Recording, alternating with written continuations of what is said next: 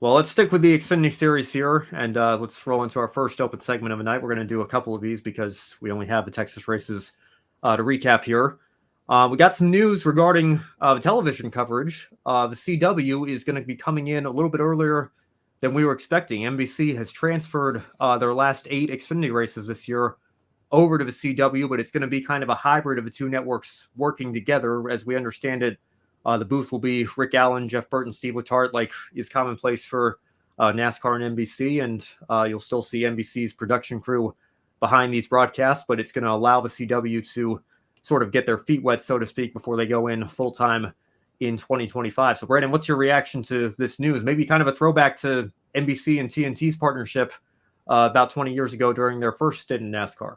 Yeah, it'll be nice to get that little flavor of the CW, at least on their network, to see what they're doing. And also, I guess, to go ahead and get our CW logins set up, and connected with your TV provider or what have you. But I am glad that we at least get the NBC booth and the whole production working to the end of the season as scheduled. I'm glad they're not throwing that on the CW crew and completely new booth and new production crew that's going to be taking over in 25.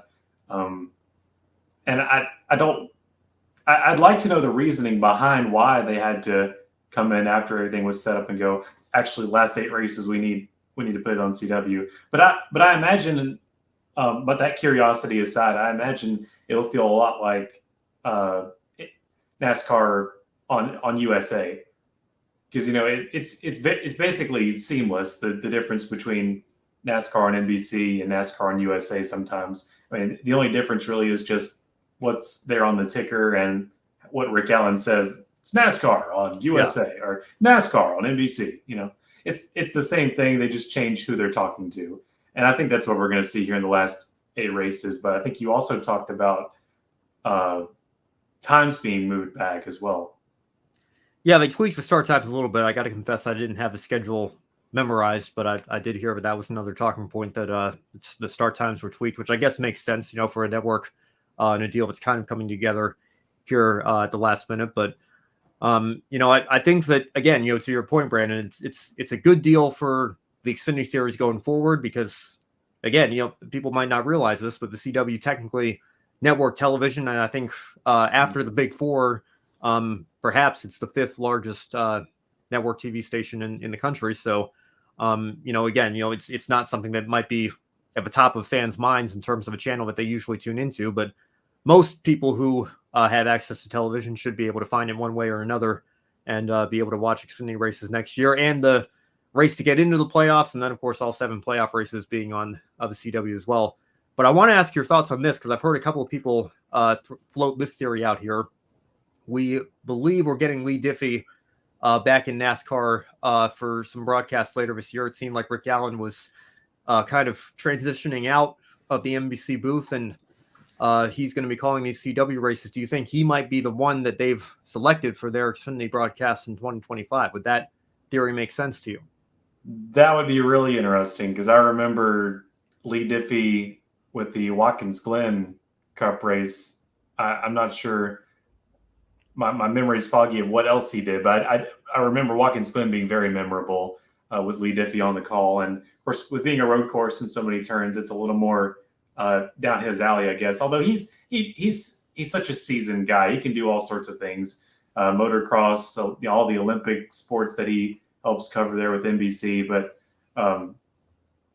he's got a special flair to him that is going to be really appreciated. And that doesn't bother me at all, having Lee Diffie on the NBC broadcast. I think if anything, he only brings the same level of experience as Rick Allen, if not some different things that will help them along.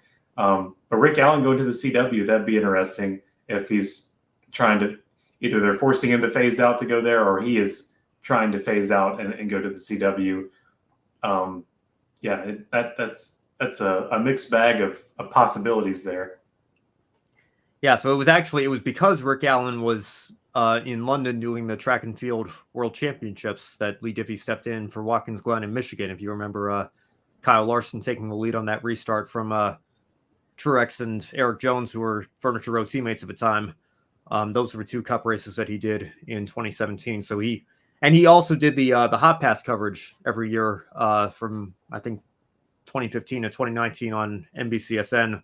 It was kind of a covered broadcast that focused on the Championship 4 drivers, and I think in 2017 they had Dale Earnhardt Jr. had an onboard camera as well because it was his last race. So he's called Cup races for NBC before, and some Xfinity ones as well. It's not going to be a completely new sort of deal for him. But I'm looking forward to that. I always love when Lee's on the call for anything, like you mentioned, Brandon. He of course does track and field at the Olympics and some other events as well. And again, I think that's going to go really well. And hopefully for Rick Allen and the CW, I think that this could be maybe potentially a preview of what we're going to see in 2025. Of course, still a lot of pieces to fall into place here for this puzzle that we're building for next season when everything transitions over. But it's going to be an interesting conversation point later in the year, that's for sure. Yeah, it'll be cool to bring the action to some Xfinity Series races, thanks to Lee Diffie. That's one of those phrases that will go down in motorsports history, I'm sure, of famous calls. Time to bring the action. I still remember when the F1 season was starting, Tucker White tweeted, as Lee Diffie would say, Yes. It's time to bring the action. And Lee saw that and quoted it and said, except there was hardly any action made because, of course, Verstappen just cakewalked to another win. Yeah, I love the honesty, too, of Lee. And he's replied to me several times, which shows you he'll reply to anybody. I like how involved he is. Yeah, I like how involved he is on X. And I feel the humbleness there, and also the very, very friendly nature of Lee. He's a very, very nice guy to see in his professional career. Yeah, I had the opportunity to go to Sellersville Theater a couple of years ago. He did a reunion show with Steve Matchett and David Hobbs, and they recapped the 2022 F1 season. And great to see those guys in person. And you could tell that their chemistry, despite the fact that they hadn't been on the air together for a few years, was still very much intact. And always appreciate his insights on the sport as well. So looking forward to having him back in the NASCAR booth later this year. And again, we'll see how this goes. But again, piece of news that broke this week: the last 8 races for the Xfinity Series this year on the CW. So make sure you set a reminder for yourself as we get into the playoffs for the Xfinity Series this year. That partnership starting a little bit earlier than we were anticipating here at the end of 2024.